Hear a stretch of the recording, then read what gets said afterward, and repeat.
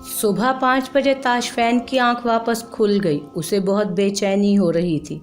थोड़ी देर उठकर बैठा, साइड टेबल से पानी का ग्लास उठाया, फिर वहीं वापस रख दिया। उसने पाँव में चप्पल उड़से और उठकर वॉशरूम में घुस गया। फ्रेश होने के बाद टेबल से अपना सेल फोन उठाया, कार की चाबियां उठाकर हमजा के फ्लैट से बाहर निकल गया। सुबह सुबह रैश ड्राइविंग करके वो 5-7 मिनट में अपने घर पहुंचा। उसने अपने कमरे में कदम रखा तो बेड पर रिदा और हिबा को एक साथ सोते देखकर उसके होंठों पर खुशगवार मुस्कुराहट आ गई। दरवाज़ा खुलने की आवाज़ पर रिदा की आंख खुली। उसने दरवाजे की तरफ देखा तो ताशफैन खड़ा हिबा को देखकर मुस्कुरा रहा था। वो भी मुस्कुरा कर उठ बैठी। तोबा भाई, आप एक दिन भी नहीं रह सके अपनी बीवी के बगैर, मुँह अंधेरे ही उठकर वापस चले आए। रिदा ने बेड से उठते हुए कहा, लेटी रहो बेटा, मुझे याद नहीं था कि तुम यहाँ हो, इसीलिए इधर आ गया। ताशफैन ने हिबा से नज़रें हटाकर प्यार से कहा, आप अभी घर आए हैं भाई, जल्दी आ जाया करें। अब आप बीवी वाले हो गए हैं, अब आप आराम करें भाई, मैं अपने रूम में जा रही हूँ। रिदा शरारत से कहती दुपट्टा अपने गले में डालकर रूम से निकल गई। रिदा, आज यूनिवर्सिटी मत जाना, भाभी के साथ वक्त गुजारना आज, ओके? ओके भाई, आप टेंशन ना लें, मैं अपनी जान पर खेलकर भी आपकी डोल की हिफाजत करूंगी। रिदा ने फर्जी कॉलर झाड़ते हुए एक अदा से कहा तो ताशफैन खुलकर मुस्कुराया। उसके खूबसूरत डिम्पल्स ने नुमाइश की तो रिदा ने दिल ही दिल में अपने भाई को हमेशा मुस्कुराने और खुश रहने की दुआ दी। हिबा पर उसे बहुत प्यार आया, जिसकी वजह से उसका भाई मुस्कुराने लगा था। अलीज़ा और निसा बेगम रात को भी डिनर के लिए बाहर नहीं आई थीं और ना ही नाश्ते के वक्त। ताशफैन और रिदा को भी कोई परवाह नहीं थी, किसी ने उन्हें बुलाने की जहमत नहीं की। निसा बेगम जले पाँव की बिल्ली की तरह इधर उधर चक्कर काट रही थी। वो कुछ सोचकर अलीज़ा के रूम में गई तो कंबल में दुबकी वो सो रही थी। उठो अलीज़ा बच्चे, यूनिवर्सिटी नहीं जाना, कल भी नहीं गई थी। निसा बेगम उसके तकिए के पास बैठकर उसके बालों पर हाथ फेरते हुए उसे जगाने लगी। मैं नहीं जाती अम्मी, कल की बेइज्जती भूल गई हैं आप, कैसे सामना करूँगी मैं अपने दोस्तों का। मेरी जान, ऐसे छुप कर बैठोगी तो वो जाहिल खुश हो जाएगी, फिर वो ताशफैन की सारी दौलत और घर पर कुंडली मार कर बैठ जाएगी। मैं उसका मुंह नोच डालूंगी। उसकी वजह से ताशफैन ने मेरे दोस्तों को बेइज्जत किया, मुझे थप्पड़ मारा, मैं अब उसे मज़ा चखाऊंगी। अलीज़ा गुस्से से कंबल फेंक कर उठ बैठी। अलीज़ा, होश के नाखून लो, अब अगर ऐसा कुछ भी किया तो ताशफैन 1 मिनट नहीं लगाएगा घर से बाहर फेंकने में हमें। निसा बेगम ने उसे बाजू से पकड़कर कुछ भी करने से बाज रहने का कहा। तो क्या करूं, अपनी बेइज्जती पर चुप करके बैठी रहूं? वो जो चाहे मर्जी करते रहें। वो झटके से बाजू छुड़वाने के बाद बेड पर बैठ गई। अभी कुछ दिन प्लीज़ चुप रहो, खामोशी के साथ रहो, उसके मुंह ही ना लगना। अब ताशफैन की लाडली भी आ गई है, सुबह से दोनों कह कहे लगा रही हैं। तुम छुप कर बैठोगी तो सोचेगी डर गई और तेज़ हो जाएगी। उठो, फ्रेश होकर बाहर आओ, यूनिवर्सिटी के लिए अच्छे से तैयार होकर आओ। वो गांव की गंवार, उसे क्या पता हाई क्लास में उठने बैठने का, ओढ़ने पहनने का। तुम ताशफैन को अपनी तरफ मुतवज्जो करो, जल्दी उसका हिबा से दिल भर जाएगा। देखना, आज वो आएगा तो सॉरी भी कर लेना, उसके दिल में जगह बनाओ, फिर देखना कैसे हिबा को निकालते हैं बाहर। समझ रही हो ना मेरी बात? वो उसके पास बैठकर प्यार से उसे समझाने लगी। वो नहीं चाहती थी कि फिर गुस्से में वो हिबा के साथ कुछ करे तो बना बनाया सारा मामला बिगड़ जाए और उनके हाथ कुछ ना आए। अलीज़ा ने हाँ में सर हिलाया और उठकर कबर्ड की तरफ बढ़ी तो निसा बेगम के चेहरे पर शैतानी मुस्कुराहट आ गई और वो कमरे से निकल गई। रिदा हिबा को अपने कमरे में ले गई थी और अपनी मरी से की गई शॉपिंग दिखाने लगी। हिबा उसके कपड़े उलट पुलट कर देख रही थी, तभी रिदा आकर उसके पास बैठी और आंखें बंद करने का कहा। क्यों? हिबा ने हैरत से उसकी तरफ देखते हुए पूछा। यार बंद करो ना बस, रिदा ने उसकी आंखों पर हाथ रखते हुए कहा। तो हिबा ने आंखें बंद कर ली। अभी ना खोलना आंखें जब तक मैं ना कहूँ, और जल्दी से हाथ आगे करो। रिदा ने कल उसके लिए आते हुए इतनी मुश्किल से गिफ्ट लिया था, तब वो दे ना सकी। अभी वार्डरोब सेट करते हुए उसको नजर आया तो वो उसे पहनाने लगी। ब्रेसलेट पहनाकर रिदा ने उसे आंखें खोलने का कहा। कैसा लगा गिफ्ट हिबा?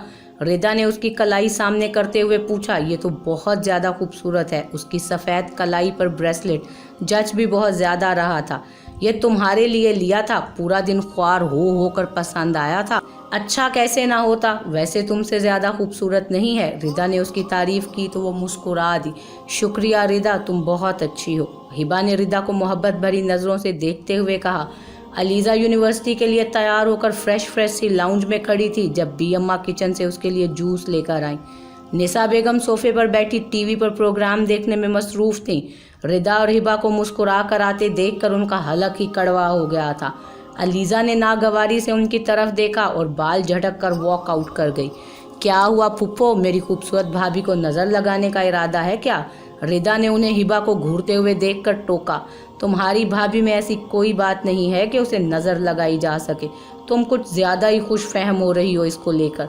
खैर, मैं अपनी फ्रेंड की तरफ जा रही हूँ, थोड़ा मूड फ्रेश करने का। घर का माहौल ही ख़राब हो गया है जब से तुम्हारी भाभी साहिबा आई हैं। निसा बेगम हिबा को खा जाने वाली नज़रों से देखते हुए बोली। रिदा का चेहरा गुस्से से सुर्ख हो चुका था। वो हिबा से आगे बढ़ी तो हिबा ने उसके गुस्से से फूले गाल देखते हुए हाथ पकड़ लिया और निसा बेगम के आगे आकर खड़ी हो गई।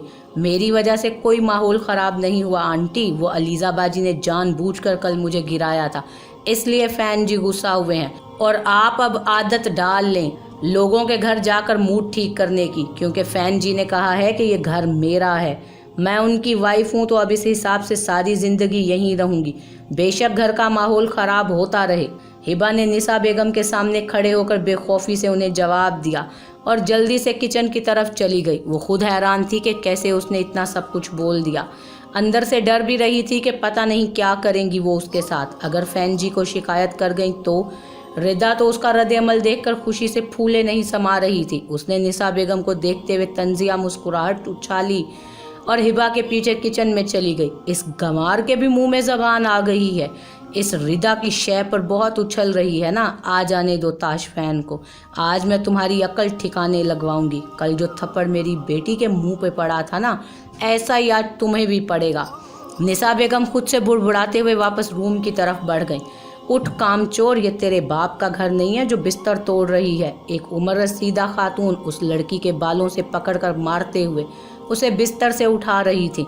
उठ गई हूँ चाची, गलती से सो गई थी। मैंने सब काम किया हुआ है, छोड़ दें, तकलीफ हो रही है मुझे। 15-16 साल की लड़की रोते हुए अपना आप छुड़वा रही थी। जबान चलाएगी मेरे आगे बेगैरत, तुझे पाल पोस कर इसीलिए बड़ा किया था। गुड्डू के कपड़े कौन धोएगा? उसने लड़की को घसीटते हुए कमरे से बाहर धक्का दिया और वो लड़खड़ाकर सेहन में जागी। सर पर चोट लगने से उसकी सिसकी निकली, लेकिन तकलीफ बर्दाश्त करते हुए वो कपड़े धोने के लिए चल दी। वाह हिबा जानी, तुमने तो मुझे शौक ही कर दिया यार, आई लव यू मेरी जान। रिदा हिबा के साथ किचन में आई तो खुशी से चहकते हुए उसे हक कर लिया। क्या किया मैंने? पता नहीं कैसे बोल दिया ये सब कुछ। हिबा परेशान होकर उसकी तरफ देखते हुए कहने लगी। क्या मतलब क्या किया है? बहुत अच्छा किया है तुमने हिबा, अपने हक के लिए बोलना चाहिए। मैं खुश हूँ, तुमने कुछ गलत नहीं किया। रिदा उसके हाथ पकड़कर नरमी से उसे समझाने लगी। वो अब बहुत गुस्सा होंगी ना मुझ पर रिदा। नहीं पागल, कोई गुस्सा नहीं है, तुमने अच्छा काम किया। अब फजूल बातें छोड़ो और लंच की तैयारी शुरू करो। मैं भाई को टेक्स्ट कर देती हूँ, उसने कहते हुए फ्रिज से चिकन निकालकर हिबा को पकड़ाया और ख़ुद प्याज वगैरह लेकर टेबल पर बैठ गई। हिबा, तुम्हें खाना बनाना आता है? प्याज काटते हुए वो उससे पूछने लगी। हाँ, मैं खाना बहुत अच्छा बना लेती हूँ। गाँव में सबको पसंद था मेरे हाथ का बना हुआ खाना, बस चाची को छोड़कर। खुशी खुशी उसे बताते हुए आखिर में उसने उदासी से कहा, आज तो फिर मैं भी टेस्ट करके देखूंगी कि हमारी हिबा जानी कुकिंग में कितनी एक्सपर्ट है। यार मैं तो भूल ही गई, भाई को भी बताना था लंच घर आके करना, ये ना हो कि उनका कोई और ही प्रोग्राम बन जाए। रिदा उसे कहते हुए अपना सेल लेने रूम में चली गई तो हिबा भी अपने काम में मसरूफ़ हो गई। बी अम्मा को आज उन्होंने कोई भी काम करने से मना कर दिया था। हिबा की वालदा उसकी पैदाइश के वक्त ही अल्लाह को प्यारी हो गई थी। उसके वालिद ने बेटी को अपनी भाभी की गोद में दे दिया था कि वो उसे अपनी बेटी समझकर परवरिश करे। तब तो उसने बेटी को गोद ले लिया था उसके बाप से पैसे निकलवाने के लिए, लेकिन थोड़े ही अरसे के बाद उनकी दुकान में आग लग गई और आग बुझाने के चक्कर में वो खुद भी जलकर अल्लाह को प्यारे हो। उस वक्त हिबा 5 साल की थी, नन्ही सी खूबसूरत सी बच्ची, बड़ी बड़ी सियाह आंखों वाली, अपने बाप और चचा की आंखों का तारा थी। उसका चाचा कहीं भी शहर में होता, महीने बाद कभी घर आते, वो भी 1 दिन या 2 दिन के लिए। पर वालिद की वफ़ात के बाद चाची का रवैया उसके साथ बदल चुका था। वो 5 साला बच्ची को मनहूसियत के ताने देने लगी, उससे घर के सारे काम करवाने लगी। वो ना समझ रोज़ाना शाम को बाप की राह देखती रहती, लेकिन उसे क्या पता था कि वो उसे हमेशा के लिए यतीम करके जा चुका है। चाचा जब घर आते तो कभी अपनी बीवी को डांट डपट कर चुप करवा लेते, लेकिन वो ना हो घर में तो सब के सब काम वो हिबा ही से करवाती।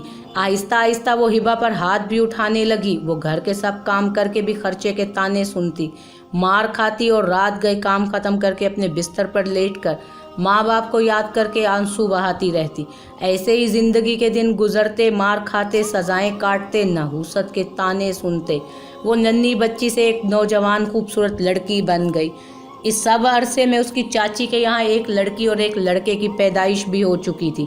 नाजिया जो उसकी चाची की बेटी थी, हिबा ही की हम उम्र थी। वो माँ की तरह हिबा को नापसंद करती थी, लेकिन 10 साला गोलू ज़्यादातर हिबा के पास ही रहता था।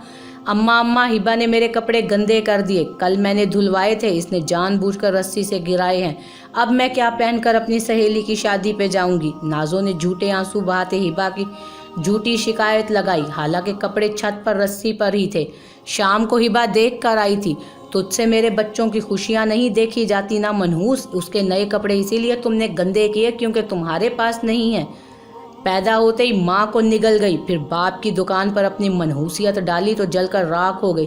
तेरी नहूसत की वजह से तेरा बाप भी जल के मर गया कमबख्त। अब मेरे बच्चों के पीछे क्यों पड़ गई है? आज तुम्हें रात को खाना नहीं मिलेगा, और ख़बरदार अगर तूने खाने का कुछ चोरी किया, हाथ पैर काट कर चील कौवों को खिला दूंगी तेरे। उसे 100 बातें सुनाकर, नहूसत के ताने देकर उसका दिल नहीं भरा तो खाना ना देने की सज़ा भी सुना दी गई। वो इन बातों की बचपन से आदी हो चुकी थी। कितनी बार वो ऐसे ही भूखी सो जाती, चाची मैंने नहीं गिराए, अगर गंदे हुए हैं तो मैं दोबारा धो लूँगी चाची, लेकिन मैंने आज को भी दिन को खाना नहीं खाया था, खाना दे दें। हिबा की खूबसूरत सी आंखें आंसुओं से भर गई थीं। उसने खाने के लिए चाची से मिन्नत की, नहीं खाया तो मैं क्या करूं? मेरे आगे ज़्यादा ज़बान मत चला, तेरे बाप की फैक्ट्रियां चल रही हैं जो मुंह खोल के मांग रही है जो मर्जी। चाची ने उसे कमर पर धमोका रसीद किया और बुड़बुड़ाते हुए अपने कमरे की तरफ चल दी। उनके घर के 2 कमरे थे, एक चाचा और चाची का था, जबकि दूसरे में 2 चारपाइयाँ बिछी थी, एक नाजिया के लिए, एक गोलू के लिए। हिबा उसी कमरे में एक कोने में अपना बिस्तर बिछाकर ज़मीन पर सोया करती थी। अक्सर उनके घर चाची का एक भाई आता था जो बहुत गलीज नज़रों से हिबा को देखता। हिबा हमेशा उससे डर के किचन में छुपी रहती या कमरे में। वो जब भी उनके घर आता हिबा से बात करने की कोशिश करता, उसके आसपास रहने की कोशिश करता, लेकिन हिबा उसकी गंदी नज़रों से छुप जाती। बाद में चाची से बेइज्जत होना पड़ता, लेकिन उसे ये बेइज्जती उन गंदी नज़रों से प्यारी थी। हिबा ने बिरयानी दम पर रखी, साथ में उसने रायता भी बना लिया। मीठे में ताशफैन की फेवरेट खीर मिक्स बनाकर वो टेबल पर बैठकर सैलेड काटने लगी। जब रिदा किचन में आई, मैं बनाती हूँ सैलेड हिबा, तुम जाओ अब रूम में फ्रेश होकर आओ, मैंने ड्रेस निकाल कर रख दी है, वही पहनना, ओके। रिदा ने उसके हाथ से छुरी और खीरे ले लिए और उसे फ्रेश होने रूम में भेज दिया। हिबा को काफ़ी गर्मी लगी हुई थी, इसलिए बिना चूं चरा किए वो चली गई। रिदा ने ईयरफोन कानों में लगाए और हमज़ा को कॉल की, जो 2-3 बेल्स के बाद ही उठा ली गई। अस्सलामुअलैकुम हमज़ा, कैसे हैं? वालेकुम अस्सलाम, आई एम फाइन, तुम सुनाओ। एयरपीस के दूसरी तरफ से हमज़ा की मसरूफ़ सी आवाज़ गूंजी। मैं बहुत ज़्यादा अच्छी हूँ। आपको इस वक्त डिस्टर्ब करने का मतलब ये है कि आपने भाई के साथ लंच पर हमें ज्वाइन करना है। मेरी नई नवेली भाभी ने अपने हाथों से आज आप और भाई की फेवरेट डिश बनाई है और मैंने बिल्कुल कोई एक्सक्यूज़ नहीं सुनना। लंच के टाइम पर हम आपका वेट करेंगे। रिदा ने कहकर एक ही जस्ट में कॉल काट दी कि कहीं मना ना हो जाए। उसकी आवाज़ सुनकर रिदा की रूह में सुकून सिरायत कर गया। वो मुस्कुराकर वापस सैलेड बनाने लगी। हिबा फ्रेश होकर नीचे आई तो रिदा ने उसे देखकर बेइख्तियार माशाअल्लाह कहा, चलो मेरे रूम में तुम्हारी शक्ल सुधारूं। उसे कमरे में लाकर उसने ड्रेसिंग मिरर के सामने बिठाया। रिदा ने उसके चेहरे पर थोड़ी सी बेस लगाकर लाइट पिंक कलर की लिपस्टिक के साथ उसकी सायादार पलकों में मस्कारा लगाया और उसके बाद ड्रायर से ड्राई करने लगी। बाल ड्राई करने के बाद आगे से थोड़े से बालों को रोल करके साइड पर पिन अप किया और पीछे से सारे बाल खुले छोड़ दिए। अब खोलो आंखें और मेरे हाथ का कमाल देखो। वो ड्रेसिंग टेबल पर उसके साथ लगकर सामने खड़ी हो गई। वाह रिदा, मैं तो बहुत अच्छी लग रही हूँ। हिबा ने आंखें खोलकर खुद को मिरर में देखा तो उसे काफ़ी बदलाव नज़र आया। ये बदलाव उसे बहुत अच्छा लग रहा था। लाइट से मेकअप में वो बहुत ज़्यादा खूबसूरत लग रही थी। आज तो भाई के दिल पर बिजलियाँ गिराएंगी मोहतरमा। रिदा के छेड़ने पर उसके होंठों पर शर्मीली सी मुस्कुराहट आ गई। फिर कुछ याद आने पर उसकी मुस्कुराहट सिमटी। उसने खतरनाक तेवरों से रिदा को देखा और मेरी बिरयानी की चीख लगाकर किचन की तरफ दौड़ लगा दी। सुनो तो हिबा, बेवकूफ़ लड़की, बी अम्मा हैं किचन में, उन्होंने बंद कर दिया होगा चूल्हा। रिदा ने पीछे से हाँक लगाई, लेकिन वो सुन कहाँ रही थी। दिन के 1 बजे का वक्त था। ताशफैन अपने ऑफिस में बैठा लैपटॉप पर झुका हुआ था, कुछ काम कर रहा था वो। जब हमजा नॉक करके अंदर आया, क्या बात है हमजा, उसने एक नज़र उसे देखकर पूछा और वापस अपने काम में मसरूफ़ हो गया। उसकी मखरूती उंगलियां तेज़ी से कीपैड पर हरकत कर रही थीं। तुम्हारे घर से कॉल आई थी अभी। हमजा संजीदगी से उसे कहते हुए चेयर पर बैठ गया। क्यों, क्या हुआ, किसकी कॉल थी? उसके हाथों की हरकत लैपटॉप पर रुक गई। वो पूरी तरह उसकी तरफ मुतवज्जो हुआ। एक ही जस्त में बहुत सारे सवाल किए। ताशफैन के सामने पल भर के लिए रुका।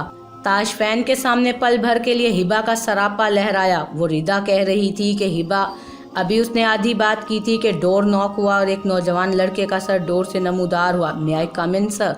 ताशफैन के सेक्रेटरी ने दरवाज़ा नॉक करके अंदर आने की इजाज़त मांगी। नहीं, जाओ यहाँ से। उसने गुस्से से उसे वापस भेजा और हमजा की तरफ मुतवज्जो हुआ। क्या कह रही थी?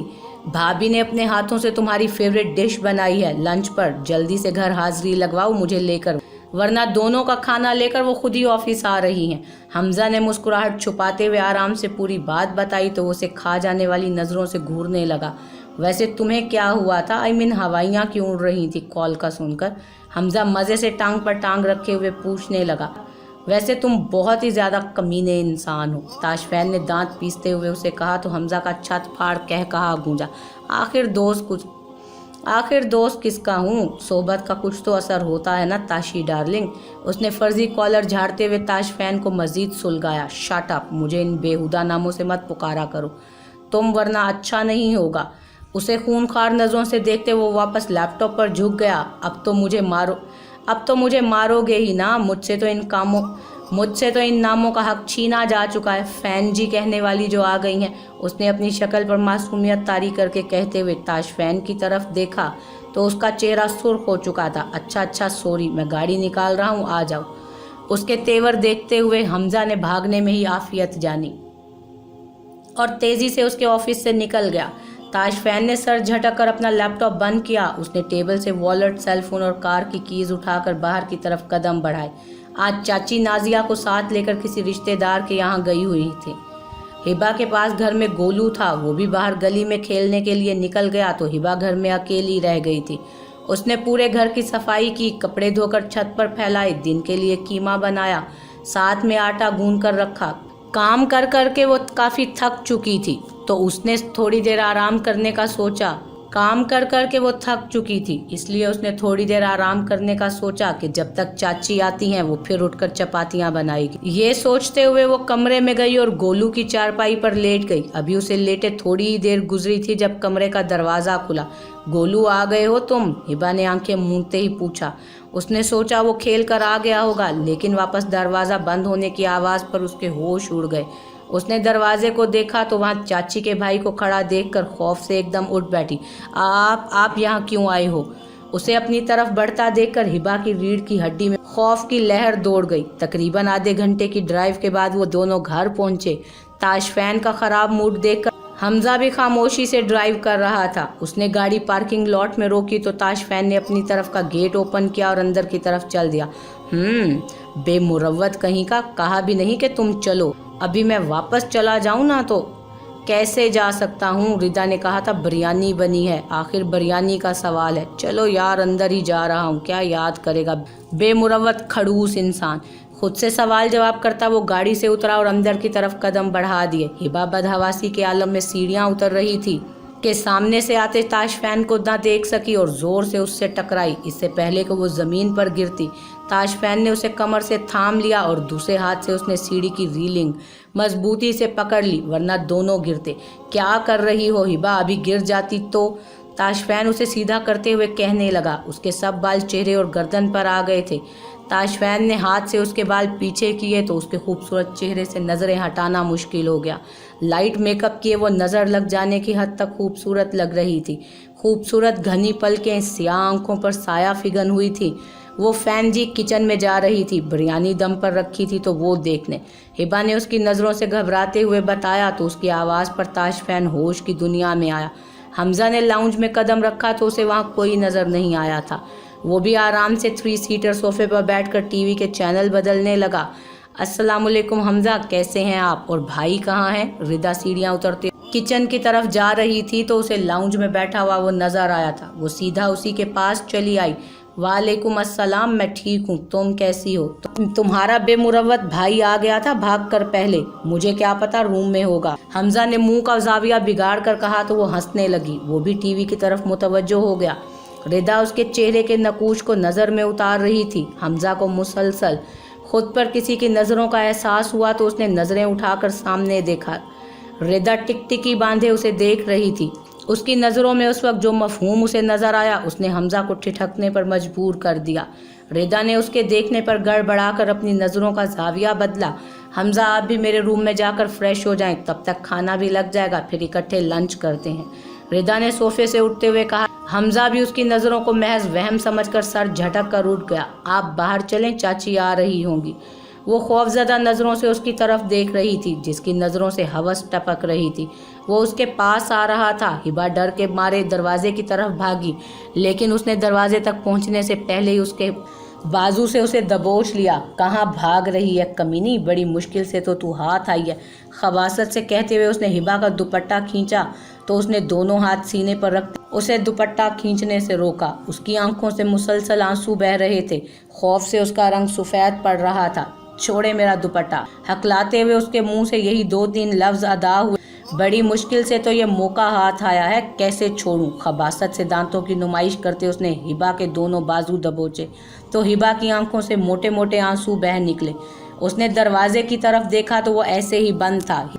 हिबा ने पूरी जान लगाकर उसे धक्का दिया तो वो बिस्तर पर गिर पड़ा। हिबा ने 1 सेकंड ज़ाया किए बगैर बाहर की तरफ दौड़ लगा दी।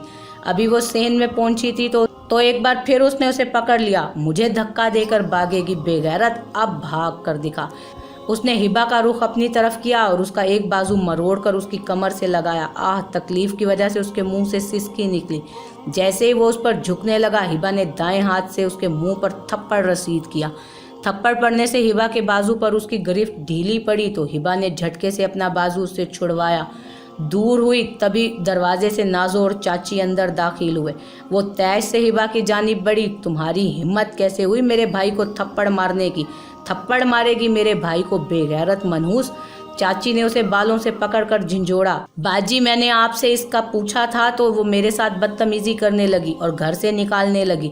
जब मैं नहीं गया तो इसने मुझे थप्पड़ मारा। इसने झूठ बोलकर सारा इल्ज़ाम हिबा के सर पर डाला। तू होती कौन है मेरे भाई को इस घर से निकालने वाली? मनहूस, तेरे बाप का घर है क्या? एहसान फरामोश, सारी ज़िंदगी तुझे खिलाया पिलाया, अपने घर में रखा, आज तू मेरे भाई को मेरे घर से निकालेगी? लगातार उसके मुंह पर थप्पड़ मारते हुए उसके साथ 100 बातें वो सुना रही थी उसे। चाची, ये झूठ बोल रहे हैं, मैंने ऐसा कुछ नहीं किया। ये बदतमीजी कर रहे थे, ज़बरदस्ती कर रहे थे मेरे साथ। हिबा ने अपने हाथों से चेहरा छुपाते हुए कहा। वो लगातार हिचकियों से रो रही थी। अल्लाह तौबा बाजी, कितनी झूठी है ये, मुझ पर कितना घटिया इल्ज़ाम लगा रही है। मैं आज के बाद कभी तेरे घर नहीं आऊँगा, मुझे अपनी इज्जत बहुत प्यारी है। वो कानों को हाथ लगाते हुए दरवाजे की तरफ बढ़ा तो चाची उसे छोड़कर अपने भाई के पीछे भागी। उसे वापस बुलाने लगी, लेकिन वो उसकी बात पर बगैर कान धरे बाहर निकल गया। तू बेगैरत, तेरी वजह से मेरा भाई नाराज़ हो गया। तुझ में कुछ शर्म, कुछ गैरत है कि नहीं? कैसे इल्ज़ाम लगाया तूने उस पर? चल, आज तुझे सबक सिखाऊंगी। वो तैश में उसे घसीटते हुए छत पर बने स्टोर रूम में ले गई। अंदर फेंक कर दरवाजे को बाहर से कुंडी लगा दी। चाची, मैंने इल्ज़ाम नहीं लगाया, मैं झूठ नहीं बोल रही, मुझे निकाले यहाँ से, बहुत अंधेरा है यहाँ, मुझे डर लग रहा है।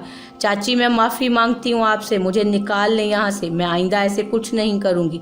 बचपन से ही उसे अंधेरे और बारिश में बिजली की कड़क से बहुत डर लगता था। वो रोती रही, उसकी मिन्नतें करती रही, लेकिन वो दरवाज़ा बंद करके नीचे चली गई। हिबा दरवाज़ा पीटते हुए डर के वहाँ दरवाजे के साथ ही सिमट कर बैठ गई।